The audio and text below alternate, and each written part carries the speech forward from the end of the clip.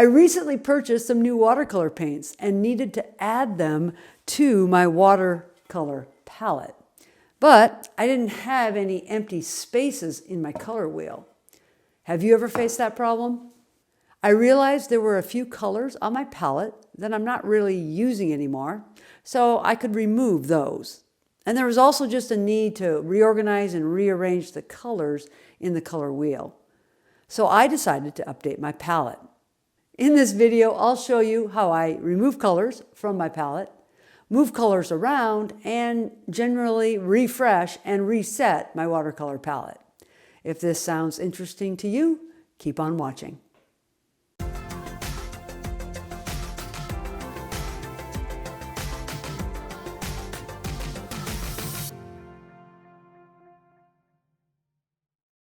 Welcome to my studio. My name is Kris. This channel is all about tools, tips, and tutorials for growing in watercolor.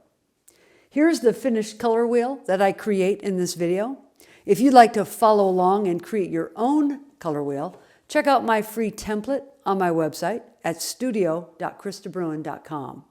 Here's the complete web address here. I will also provide links to all the products, paints, and supplies shown in this video in the description below. Okay, let's get started. So here you have my watercolor palette as it is today, prior to being updated, and on the left is my plan. This template you can download from my website. I will leave a link in the description below. This is a 24-part wheel. And I always put my yellows at the top, my reds down here in the lower left, and my blues in the lower right, as you can see pretty much as I have here on the watercolor palette. However, as I explained earlier, there are some colors on the palette that I'm just not using anymore. For example, this red-brown up here, which is a Magello color, I really don't use anymore, and so I'm going to remove that and put something else in its place. And so you may find that after you use your palette for a while, some of the colors just aren't in the right place. You've added colors here and subtracted colors there, and now you've got colors, for example, this raw sienna. I don't really want it. It's an earth tone, and yet it's here. In this position, I prefer to have it up in this area where I keep my neutrals. So that I just want to explain a bit how I lay out the palette, how I organize the colors, and again, you can use this method for yourself or establish your own method. It doesn't matter, but I just want to explain here what I'm doing. So basically, I'm going to organize my colors using a modified split primary palette. Split primary palette, if you watch my free course online, Getting Started in Watercolor, I explain it there. But a split primary palette is where you have a cool and a warm of each color. And so, for example, in my areas up here in the yellow, I want to have a cool yellow and I want to have a warm yellow. And because I've modified this split primary, I'm also going to have a kind of middle yellow here in the center. And the middle colors for each of the primaries will pretty much be positioned in the primary position on this Stephen Quiller porcelain palette. So the primary palette positions are marked by kind of this diamond shape here or triangular shape at the edge of those three wells. So, for example, over here on my plan, I have my three yellows that represent, in the middle, I'm going to use Hansa Yellow Medium, which is a good medium yellow. And then on the right of that, I'm going to have my cool yellow, Hansa Yellow Light. And on the right, to the right of that, and then to the left of that, I'm going to have my more warm yellow, which is going to be my permanent yellow deep. I've also used New Gamboge in that position before, but I'm trying out permanent yellow deep. And so these three are going to be my yellows. I will have other yellows on my palette, but these are going to kind of be my modified split primary, where I have the warm, the cool, and the medium in the middle. In terms of my reds, they're positioned here. I have my middle red, which is my permanent alizarin crimson. I have my warm red, which is pyrrole red, and my cool red, which is quin rose. And then for my blues, technically speaking, these are my three blues that represent the modified split primary. I have my cobalt blue, which is in the middle. I consider that the most middle of the temperature hue for blues. It is a great blue, cobalt blue, and then a little bit warmer than that is my French ultramarine, and a little bit cooler is the phthalo blue. However, I have a bunch of blues. I could technically say that all of these colors here could be considered my blue hues.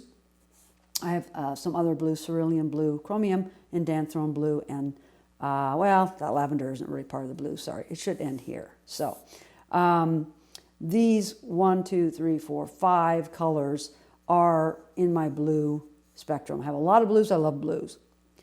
Then, when it comes to secondaries, I have a green here. I just have one kind of, technically one green color, secondary color, and that's because I prefer to mix my greens, and I don't really need or feel I need to have a lot of true greens on my palette. But I have a bunch of specialty greens. I have turquoise and green gold and cobalt teal, and these are considered specialty and convenience colors. As far as the oranges, I only have the one orange. Probably don't even need an orange. I could just mix it easily with my yellows and reds, but I have that there. It's a nice convenient color, transparent pyrrole orange. And then for the purples or violets, I have two down here, a dioxazine purple and an ultramarine violet. And so again, I tend to emphasize the primaries, yellows, reds, and blues, having at least 3 of each of those, sometimes more. And then I have 1, maybe 2 secondaries, which I've just shown you. And then I have a lot of convenience colors. Things like naphthalide maroon, which is just a kind of earth tone, dark maroon color, or quin lilac, which is my replacement for opera pink, because opera is not light fast, it is fugitive, so I don't want to use it. So instead I found this quin lilac, which is very pinkish in tone, and but darker, but works really well if I want a pink color. I have teal, which is, and turquoise, which I mentioned earlier, which are specialty colors, and kind of hard to mix sometimes if you just had to mix them from primary, so they're very nice to have on your palette. Green gold, I just love it. It's a very yellowish green color, and I love it. And so those are on there. So those are my specialty colors. I also have Naples yellow. Again, a specialty yellow. It's great for skin tones, light skin tones, and I use it a lot, so I just decided to put it there in the yellow area. So that represents the 24 wells in the center here, in the center of this palette. And then outside of that, I have room for 8 more colors. And I put my neutrals and my earth tones there. So for in the yellow area, the yellow space of my neutrals, or I should say the yellowish earth tones, I have trans yellow oxide and quin gold. I have another earth tone, raw sienna, and nickel azo yellow. I have my burnt sienna, my burnt umber down here, which are my browns. I have my gray, neutral tint, and Payne's gray, which are my neutral colors in the gray area. So this is my plan. I recommend that you make a plan for whatever colors you have. Use the color wheel and keeping your yellows, reds, and blues together. And essentially my cool side of my color wheel is on the right, and my warm side of my color wheel is on the left. And then specialty colors are kind of placed in between, wherever they fit and however they work with my style of painting. So this is my plan. What I need to do next is remove the paints from the areas where I'm going to move colors. And that's going to take a little bit of time. I've already taken a spritzer and put a lot of water inside each of these wells to soften the colors up. Then I'll take a palette knife and remove the colors where I need to, and then move them. I'm going to show you that process here next. Okay, to begin, you're going to want to collect your tools. Again, the palette knife is one of the most important tools. You're going to use that to scrape the paint out of these areas. You're going to need, it's best to have a spritzer like this so you can moisten these areas where you want to remove paint. And you should usually spray everything a good 15 minutes before you begin this process, so you give it some time for this paint to loosen up a bit. It makes it easier. And you're going to need some brushes. I like this angle shader is good because it's a little stiffer and also gets in the corners nicely. I have a couple squirrel hair brushes, which are real soft, not good for scrubbing the paint out, but just they carry a lot of water and help you to move the paint from one well to another if you're just moving the paint around. So I also have another small palette here. So if there's a color on here that I just don't want to keep on here at all, I can maybe just put the dried paint in here and not lose it, not waste it, and keep it for another painting. And of course you need your plan handy so you know what you're doing. You're probably going to need lots of paper towel because you're just going to have to be cleaning this area a lot as you go. So again, let's get started. I'm going to go ahead and start with this green color here. This is Cascade Green. Now, it's a beautiful color. I have a whole video about it. Look for it on my channel. It is a beautiful color, but I just don't find I'm using it any longer. So I'm going to remove it entirely. I'm not even going to really try to save it because there's not that much in there. So again, the process is just get it nice and wet. Probably take a brush that just can hold a lot of water like in here and just kind of clean this area out. You can see it's already clean. There's not that much paint in there. I can just rinse off the brush, have my paper towel handy, and just really just kind of initially get most of the pigment out with the brush, and then I can come back with paper towel and clean it because I'm going to put another color in this well, so I need to get it nice and clean.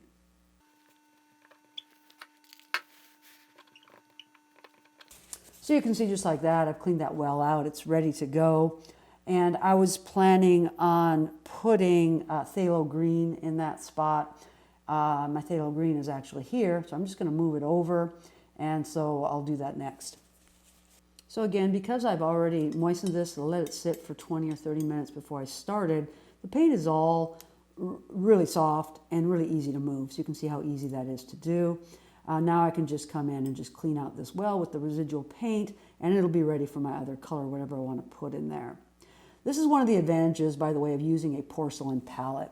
If you've watched my channel for any length of time, you know I love porcelain palettes. I have several videos on the benefits of porcelain palettes. I recommend that you watch those. If you're using a plastic palette, you would find that it would be very difficult to completely clean these wells. They'd be stained, and you'd never entirely get the color out. Maybe if you used a magic eraser, sponge, you might be able to get it all out, but it's quite a bit harder. And you can see what I'm doing here. It's so easy to clean these palettes and just kind of switch colors around when you're using a porcelain palette. So I highly recommend it.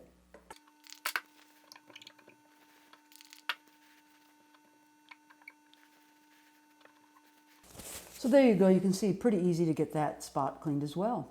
So I'm going to go ahead now and just kind of speed up the video, and I'm going to just be cleaning out and moving things around. You kind of get the idea. You want to moisten it.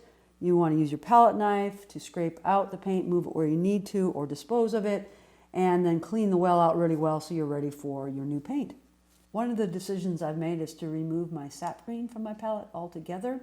This is a very common green. Many people have it on their palette. However, I find that I can really easily mix a beautiful sap green color with either my French ultramarine or indanthrone blue, combining that with, say, my nickel azo yellow or some of my other yellows. So I don't feel like I need that particular green. I prefer for my greens to have kind of specialty color greens, like the turquoise, or maybe phthalo green, or the sap green here, which are a little harder to mix on their own, whereas the sap green is easy to mix. So I'm going to go ahead and take my palette knife and just remove that altogether from this palette.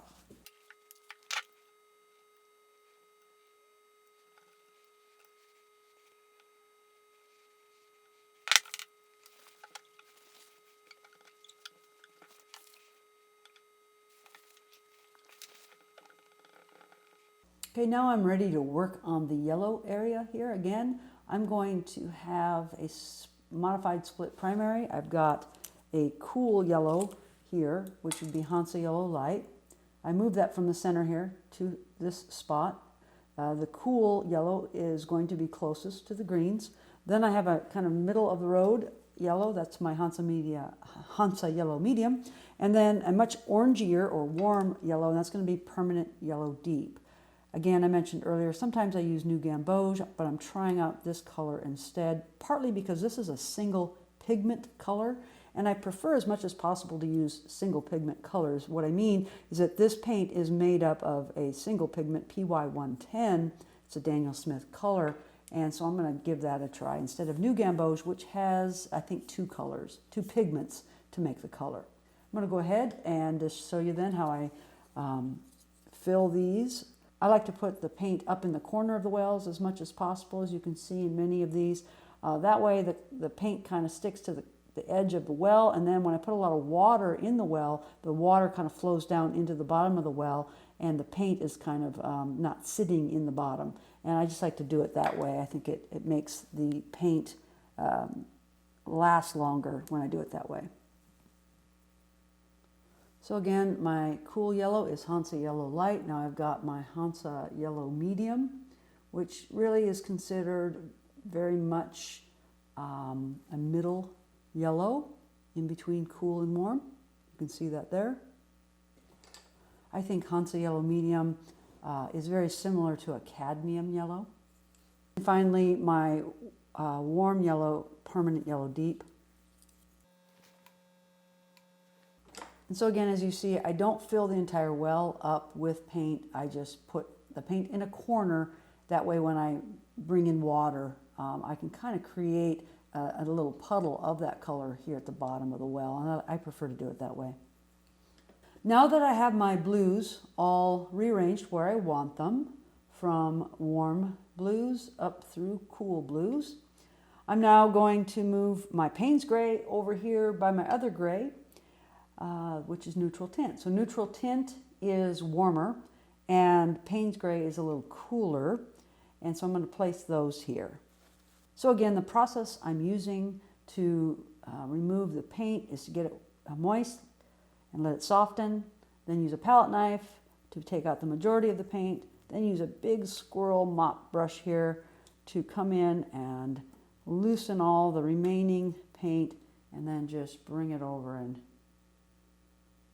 with a bunch of water, just come and fill the other well.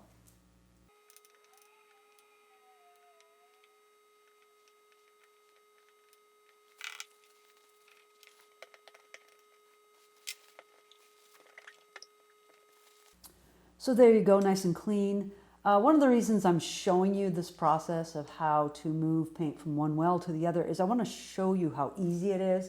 I have a lot of people that are very afraid to fill their palette with colors because they think they might put them in the wrong place or want to change it later, and they think it'll be very difficult, but I don't find it difficult at all. It's quite easy to just remove the paint from the well, clean the well out, and put some more paint in it. Okay, now I've moved my browns that were up here. My burnt umber is now here with my burnt sienna. And I'm going to go ahead and fill this area with some earth tones that are a little more in the yellow zone. So I have nickel azo yellow and raw sienna that I'm going to put there. Okay, you can see here I've followed my plan. I have my earth tones now all around the outside. I have my more yellow and tones here, my raw sienna and nickel azo yellow, coming around to more orange earth tones, browns, and my grays here in the lower right. And now that I've cleaned out these wells here, I'm going to go ahead and add one of my specialty colors, Naples Yellow. It is a warm yellow, but an unusual color because it's actually got some titanium white in it and a little bit of red. So it creates a very interesting color. Once again, a convenience color that is a little bit difficult to create just by mixing primaries, and so I like to have it on my palette. One of the main reasons is because it's a wonderful color for skin tones, especially light skin tones, so I like to have it on my palette. Okay, so I have finished moving all of the colors according to the plan. And now I'm just going to top off some of these colors, just add some more fresh paint from the tube to these some of these wells. And then I'll let it dry and it'll be ready to go. Okay, here is my watercolor palette, all rearranged and refreshed. I've removed a few colors that I wasn't using and moved some colors to new positions. Now I'm going to swatch out these colors onto watercolor paper. I've traced my template onto 100% cotton Ba Hong cold pressed watercolor paper, as you see here. I've included the color name, the pigment number, and the manufacturer abbreviation if it's not Daniel Smith. Almost all these colors are Daniel Smith brand watercolor paints, but a few of them are M. Graham, and so you'll see those designated. I realize the text may be difficult to read in this video, so I have created a free PDF document that includes a high-resolution scan of this chart and all the color information. I will add a link to the description below. Check that out if you're interested. I'm going to start with the yellows at the top of the color wheel and make my way around in a counterclockwise direction.